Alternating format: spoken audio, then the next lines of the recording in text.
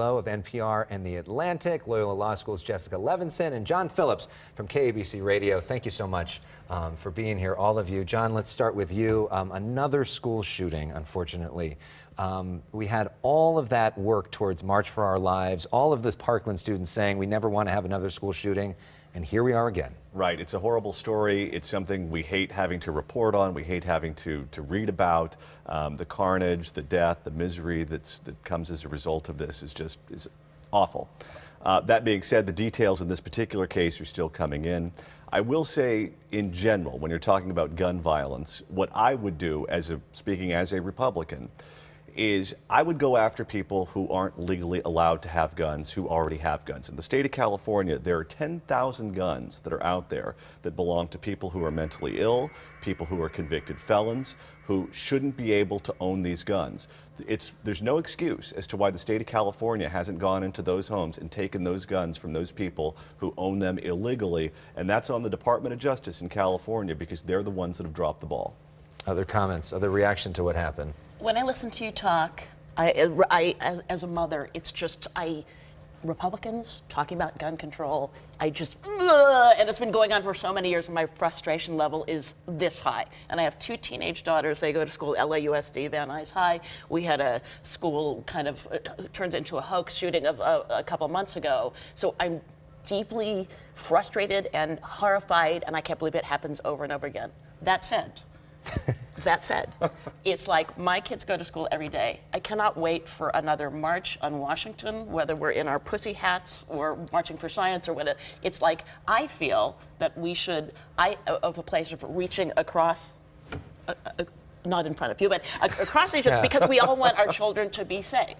And so I'm frustrated when I go to school that yes, some errant kid could get a gun from somewhere illegally and walk in. We don't have metal detectors at the front of our schools. Our doors open the wrong way. Sure. So if there's a way to reach across the aisle so that we can all talk about this and make it a bipartisan. Jessica, you study this as a policy. I mean, is there a way to reach across the aisle? Could you actually see something done bipartisan on this? Oh, of course you could, but we won't, because what we have decided in America is that it is, I mean, we decided after Sandy Hook that we saw kindergartners be carried out in body bags and that was acceptable and we wouldn't do anything about it.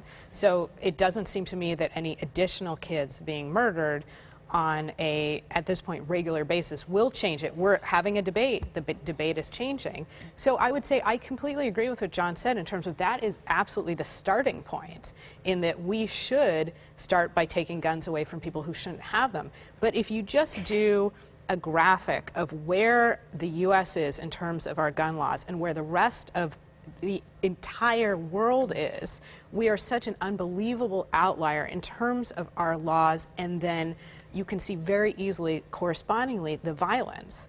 So why will something not happen? I mean, I think it's one of those issues where it's so stark because there's so much popular opinion behind there should be a change, and yet our lawmakers don't do that. Why? Because there is so much money behind the NRA and keeping our politicians very rationally want to keep their jobs. But no one has said, I don't care if I lose my job if I'm voted out of office. I'm crossing party lines. This is the thing. Our kids are being killed, and we will sponsor new legislation. It has to happen on the federal level, on the state level. It's not going to be fast. You could do things. We're just not doing it. The NRA isn't effective because they spend tons of money or give tons of money to members of Congress. The NRA is effective because they can mobilize their members into voting for people who do not believe in draconian gun control policies.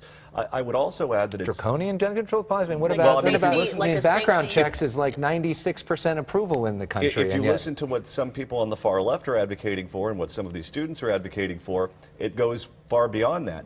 I would add that in California, one of the things that we've done in recent years is we've taken away sentence enhancements towards those who commit crimes with guns.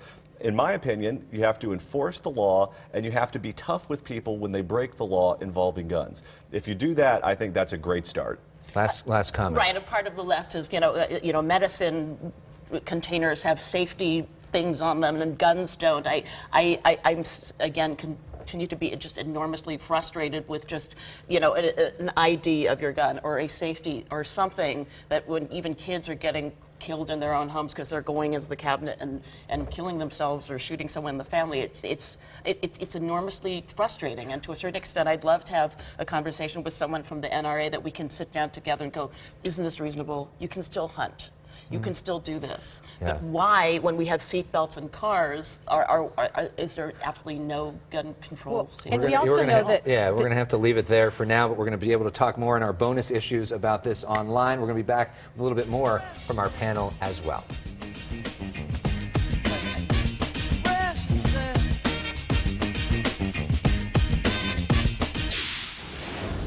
And some final thoughts from our panel. We're going to go around the group real quick, talk about the governor's race for a second. These are predictions. Who do you think are going to be the top two on June 5th in the governor's race? John. If the polls are right, it's going to be Gavin Newsom and John Cox. However, I see Cox going down, and I see Travis Allen eking out a spot in the top two.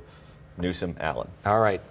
If there's historic Hispanic turnout, either because people are really excited about Villaraigosa or because they're really excited about Donald Trump, then it will be two Democrats, and it will be Newsom and Villaraigosa. If not, it'll be Newsom and Cox.